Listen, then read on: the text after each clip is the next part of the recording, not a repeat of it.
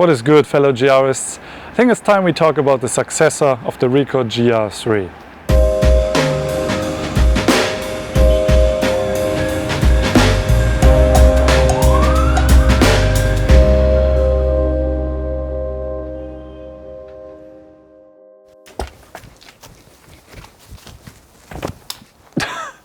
Hi everyone, Samuel here, welcome back to another video, and today I want to share my wish list for the RICOH GR IV, whatever the successor of the GR III is going to be called. It's been exactly 2 years since the GR III came out, and since then I've been using this camera daily. It always comes with me wherever I go. I shot a whole GR documentary series called the GR Project, and I think it showcased how well this camera performs on the street for street photography or just for everyday snap shooting. So if you're new to this channel, I focus mainly on street photography or more documentary style photography. And I'm also a RICOH GR ambassador, so I might be a little biased. And if you're hoping to get some inside information, unfortunately I'm as clueless as anyone else. I've been in contact with the GR product manager from Japan, and we had a few chats about potential features, but nothing specific. And I try to stay away from pushing RICOH into a specific direction because they have a huge fan base they have to please, and there's a lot of responsibility they have on their shoulders. But I know that they're doing their research, and I'm not sending RICOH this video, but I'm hoping that they're going to watch this video, and I'm pretty sure they will. So I encourage all of you guys to be very active in the comment section and let RICOH know what kind of features you want to see. And if you agree with any feature I mentioned in this video, let us know in the comment section as well. Now, before we move on, we have to keep in mind the RICOH GR philosophy, because RICOH is known for not changing the camera too much. If you haven't seen their concept movie, I suggest that you check it out just to get a grasp of what the GR stands for before we move on and suggest things that are unreasonable. So I want to keep it realistic. Okay, so I'm going to do this in 3 sections. The first section will be the must-haves, things that I think RICOH has to implement in the RICOH GR IV. Otherwise, I don't see the GR being successful in the long run. And then the middle section will be the nice-to-haves, things that would be nice to have but aren't really necessary or needed. And keep in mind, I'm talking about my own preference, my personal preference. So you might have different needs. And then the last section is dedicated to out-of-the-box ideas, like things that RICOH will probably never do, but they would be cool to see, and maybe not even in the GR series, but maybe a different series, a new camera. Who knows, if RICOH is watching this, maybe they might consider something new. So the first must-have, in my opinion, is a faster AF. We just need faster autofocus. I don't think the GR can compete with the competition at the moment. You know, Fuji, Nikon, Sony, Canon, they're all very, very fast. Although we don't see many compact cameras, but still I think the GR needs to be snappier, a little bit faster, especially when they call it the ultimate snap shooter. And yeah, you can always use snap focus, but especially when it gets dark, I want to use fast AF. And sometimes the GR III doesn't catch focus quick enough. The second thing I want to see, which I think is definitely a must-have, is a flip-up screen, especially because we have to rely on the LCD screen. There's no viewfinder. Now, personally, I don't want to see a viewfinder on the GR. I think for that we have other cameras, and I'd rather have no viewfinder than a crappy viewfinder that makes the camera bigger. But we definitely need a screen that at least can flip up, so we can do like waist-level shooting. And I think this is something that RICOH could do. It shouldn't be that complicated. Now, I'm not an engineer, so I'm not sure about that. But please, RICOH, give us a flip-up screen. That would make this camera tons better. Okay, number 3 is please get rid of this back wheel. I really don't like this wheel. It is flimsy, it is buggy. It did stop working for me after a year of use. And it's a common problem that RICOH addressed. Maybe it has to do with the first production units, I'm not sure. And I know a lot of people and also friends who had the same issue. Unfortunately, RICOH can fix it. The other dials are fine, there's no problem. And I'm also not really using that dial a lot because I shoot auto ISO. And I changed my exposure compensation using the adjustment button or lever. Yeah, I think it's just too bad if someone, you know, buys the GR and then after half a year, suddenly this back wheel stops working. I think RICOH should really address that. Number 4 on my list, which I think is another must-have, is a shorter screen blackout. So whenever you take a picture on the RICOH GR III, the screen blacks out for a second. It's shorter than a second, but it is a little bit too long if you want to capture fast moments. And I don't like to use burst mode because then, you know, it's a mess, to be honest. And when I look at the competition, they have much shorter screen blackouts. Some of them don't even have any blackout, which I think has to do with electronic shutter. So maybe RICOH can implement an electronic shutter next time, so that we at least get the option for no screen blackout. It really does slow down the process of taking fast action, and I consider street photography to have a lot of action, at least for the way I shoot. It's very fast. So yeah, I would love to see no blackout screen, or give us a shorter screen blackout. And that concludes my must-haves. And I know what you're thinking, like, what about weather sealing and, you know, the dust issue and all of that?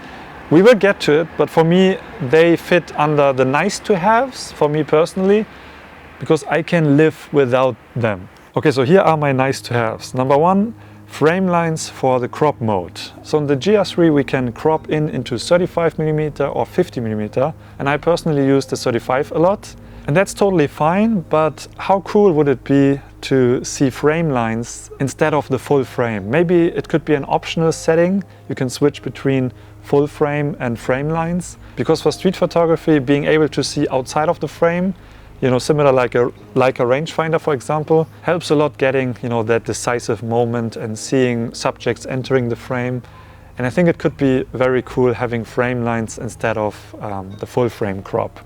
And also it would be great if we can reverse the crop in Lightroom or Photoshop, because at the moment the crop is baked in and you can't reverse that. So you gotta live with 35 or 50.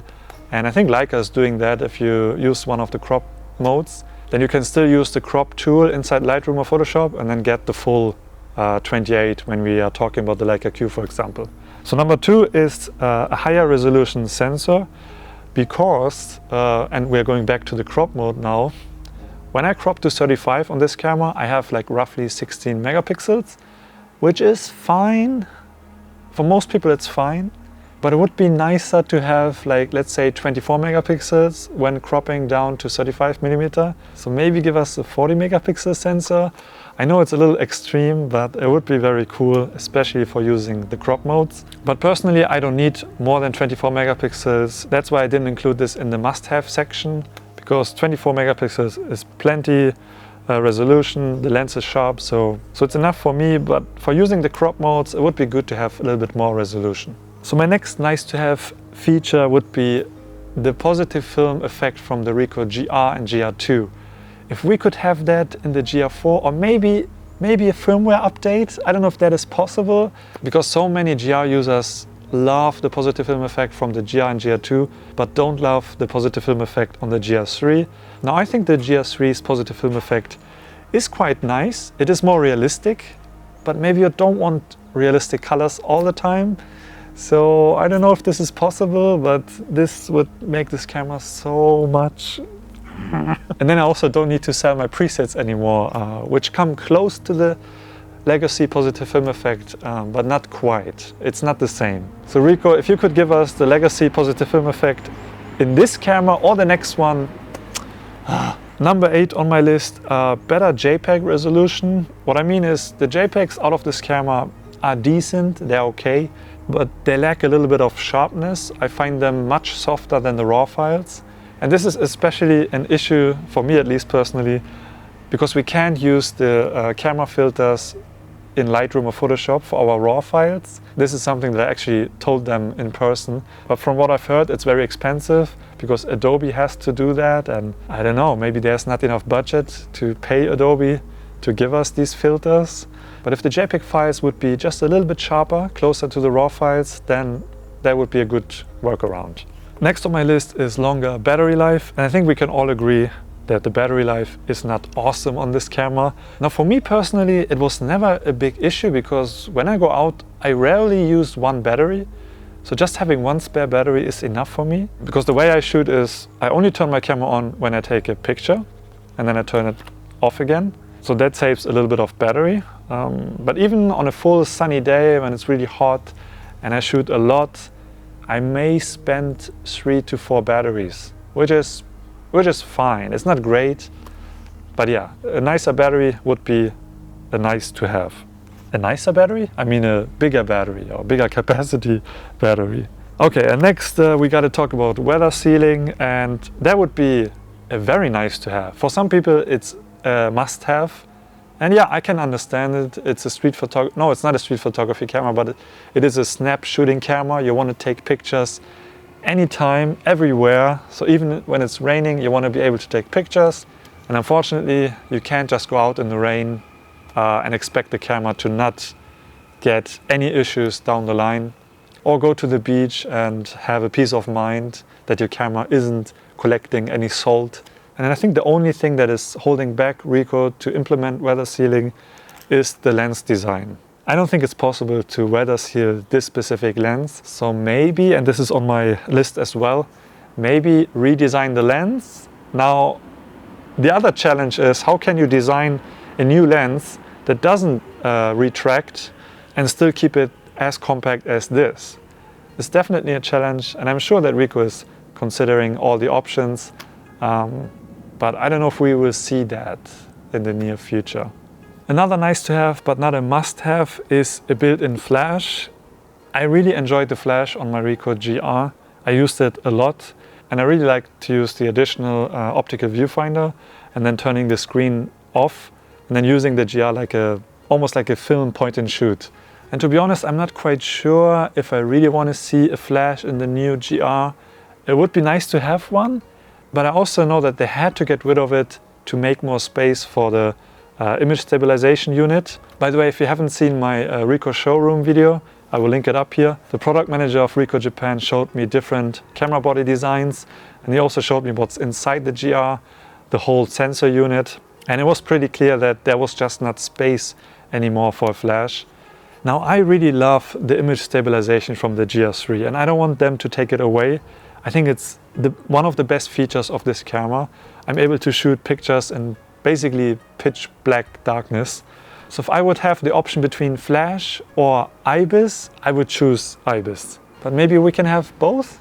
Next on my list is something that I already touched on, is a new lens or a redesigned lens. If I remember correctly, then RICOH had to remove one lens element on the RICOH GR3 to make more space for the sensor unit, the image stabilization unit.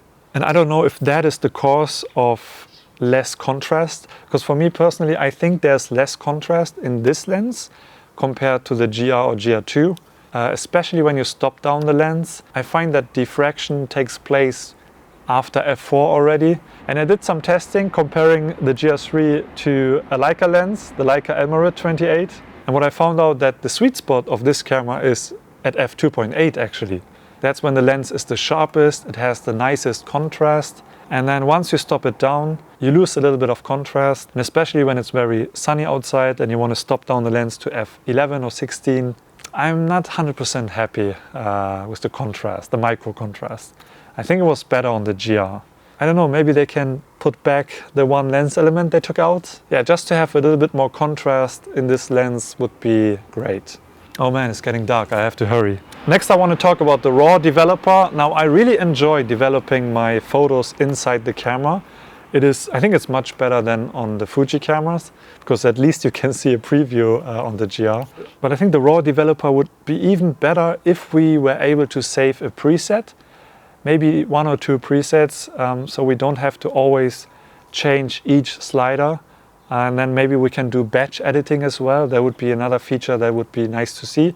And I think this would actually be something that we could get via firmware updates. I don't know, RICOH, maybe, hopefully, please. Another nice to have would be the ability to edit tone curves into the JPEGs. And again, maybe this could be added via firmware, but if not via firmware, then maybe in the next GR. And these are already all my nice to haves. I'm sure there are more that I can't think of right now, but that is currently what I think would be nice to see. So it's getting very dark, that's why I'm now here, but let's continue. So here are my out-of-the-box ideas, things that RICOH will probably never do, but hey, maybe they reconsider after this video. And I'm pretty excited about this first feature, and it is snap focus distance via focus ring. So let me explain. Imagine you have this ring here, which you can detach, right? Imagine it would be like a functional ring. and it would have distance indications on that ring, so you could snap into specific distances. I think that would be very cool, especially for street photography where you have to act fast, and then you can remember the clicks. Let's say 2 clicks and then you are at 2 meters, and then 5 clicks you are at 5 meters, or something like that, instead of pushing down the macro button and then using the front dial. But it would be so much cooler and faster if we could change the focus distance using this ring here, and then they don't really need to give us proper manual focusing. I think that would require a different lens. But I can see a snap focus distance ring becoming a reality, maybe, because it would be mostly done via software, I guess. So yeah, that would be very cool. Another out-of-the-box idea would be a little screen on the top. For example, on the film GRs, we had this little display that indicated how many shots you have left, and you were also able to change exposure compensation and all of that. I'm not sure if you could do that, but maybe you can correct me if not. But wouldn't it be cool to have a little display so you can change maybe settings before even turning on the camera? And I know it's possible to have a display that is always on, like on my XH1. I can always see how many minutes I have left recording and all the basic exposure settings. I think that would be pretty neat. Another thing that I think would be awesome would be like a 40 or 35mm version of the GR. Not everyone is comfortable shooting 28. It is pretty wide and you have to get very close to your subject. Of course you can always crop, but imagine having like a 40mm or 35mm lens and then using the crop mode, and then you would get very usable 50mm crop modes. And how cool would it be to have 2 GRs in your pocket, like one is 28, the other is 40, then you can, you know, use them both. But I also have a feeling that if we get a longer lens, it might be harder to compose using the screen, so maybe we would need a viewfinder then. I don't know, that's something that RICOH has to figure out. So I have one more out-of-the-box idea, and that would be a completely different camera, a separate camera from the GR line, something that is a little bit bigger, but maybe inspired by the RICOH GR. It could be a mirrorless camera similar to the X100 line from Fuji. Maybe then we can have a viewfinder. Maybe it's even interchangeable, so you can put other lenses onto it. That would be awesome. Imagine an X100 type camera just from RICOH with the positive film. That would be probably my dream street camera. And I think I would even sell my Leica for that.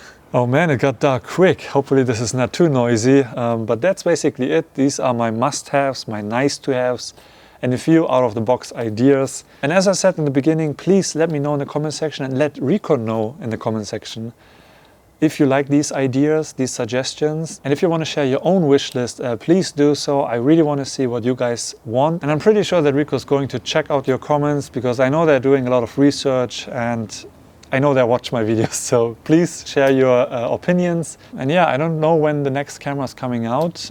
Probably soon, maybe next year. I have no idea. Usually they don't update the GR a lot or often. Alright, so that is it from me today. I hope you enjoyed this video. Thank you for watching, and I'll see you in the next one.